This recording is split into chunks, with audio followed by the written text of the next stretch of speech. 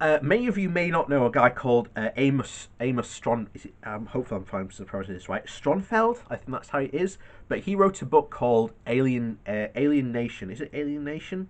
Yeah, and it's all about dealing with this obsession that people and cultures now, especially in a modern age, have about borders. And this thing that we have about borders isn't something that stretches back years and years. It's actually only very recent this has actually come into to being. In fact, this is another thing, the downfall of the British Empire, because you've only got to look back. And when we were openly accepting people from like the West Indies, India, Pakistan, people from the Caribbean, to allow them to come into this country because they were part of the empire, they were British citizens, all of a sudden, that's when, especially in the UK, borders started to matter. And he wrote a really good article in The Independent. So it was called 80 years ago, the British Union of Fascists was forced to dissolve. This is what its demise can teach us today.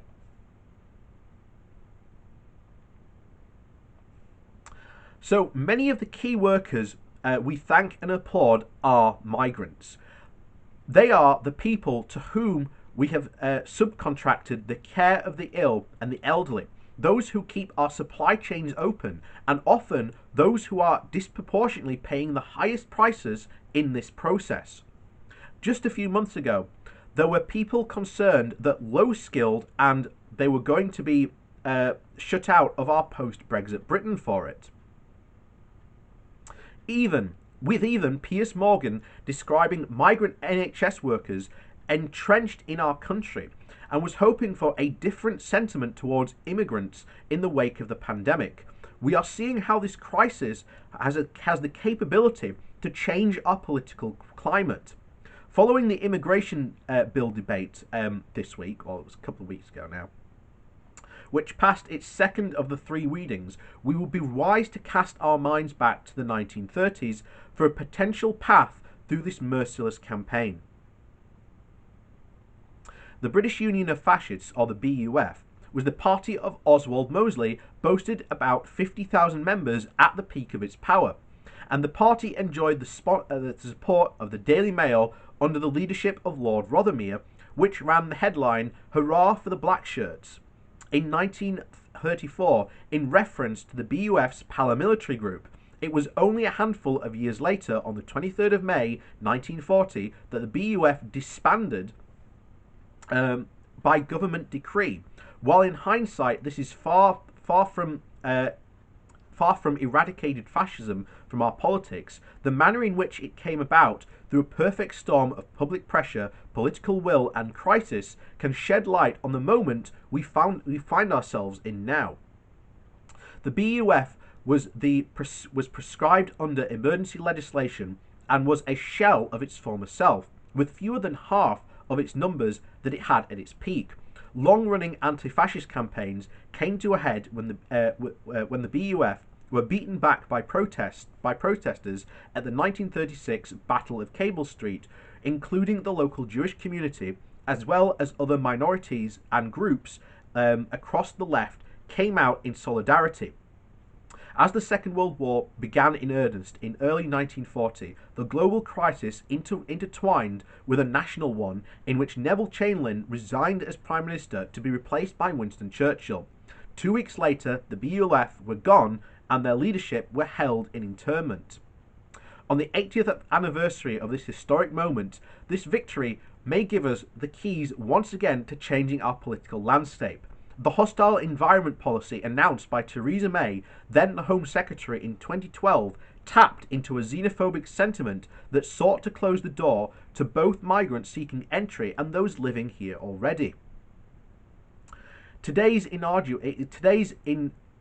continuations of the BUF, ramping up from the English Defence League to UKIP, have seized this opportunity to push for even harsher treatment of migrants, declaring Britain to be at breaking point.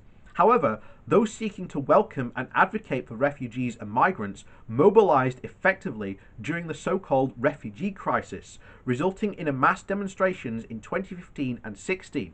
The public response to this policy was focused further by the Windrush scandal, where the deportation of over 80 individuals resulted in an apology and resignation from May's successor, Amber Rudd.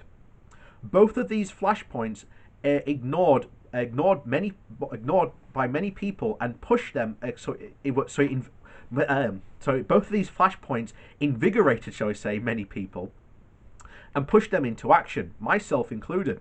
But these issues continue even when they are no longer on our front pages. The hard work of the committed, not least those with the lived experience, needs the kind of sustained public awareness that existed during the 2015 and 16 to make lasting changes. We saw yesterday with the government's U-turn on the immigration health surcharge how effective that pressure can be, and I just want to point that out. A lot of politically active people on YouTube say that protesting, putting pressure on people, is impossible. But here you had an effective campaign that did it effectively. And what I've even said this to people's faces. Look, you're evidently not being as effective as you think you are. You might be campaigning, but how effective is your messaging? How effectively are you reaching out to MPs? And what exactly pressure are you actually putting on the government to actually make changes? The hard work of leaders such as Lord Alf Drubbs himself, a former child refugee through the kinder transport, was able to create the political will to make small dents in this policy, enabling child refugees to enter the UK and reunite with their families. The coronavirus crisis has sparked the "You Clap For Me" video of the NHS migrant workers campaign, work from Hassan Akkad, and the filmmaker and activist displaced from Syria, now working as an NHS cleaner, and more. However, this moment has perhaps created the political will to make deeper and more lasting changes for all migrants seeking to make their UK their home. These include lifting the working ban on asylum seekers working so that they are able to live on more than the meagre £5.39 a day, or to end the indefinite migration detention. It will take political courage for politicians to support these vital reforms. Okay, here's a challenge for you. We've talked about this before on this channel, and people have come up to me and said, or it's been said in conversation we've had on this channel, that farmers hire these migrant workers and they get away with it. Well, okay, why not campaign to lift that ban so that asylum seekers aren't exploited? It's an answer. It's better than just deporting them and sending them away. Level the playing field. Bring them up to our standards. Right? That's a far better idea than anything you guys seem to have said. That's just, well, we will not let them in the first place. Bringing them up and stopping them being exploited seems far better, because that will have knock-on effects, because then you can expand that into maybe we're being exploited now. Maybe the working class in this country is being exploited. Maybe we need to look into that even more and find out how we can bring in policies and laws to help stop that. Just a thought, guys.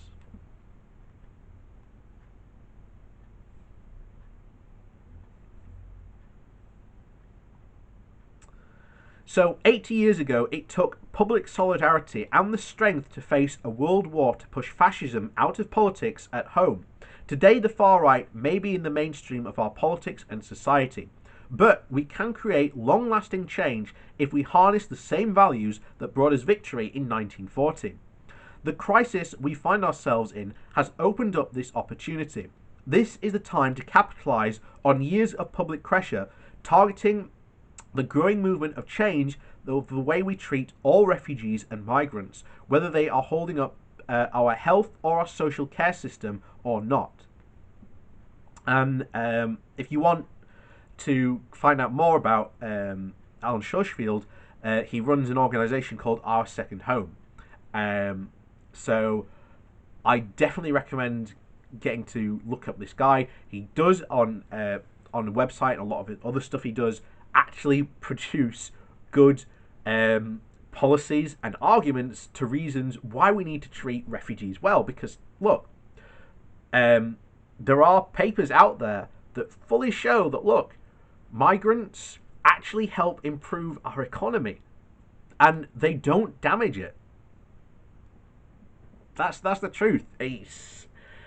You may feel otherwise, and you notice I'm saying feel because that's where most of these people who argue against it comes from. It doesn't come from a knowledge perspective or these facts contradict that. It's a feeling that they come from, and at the end of the day,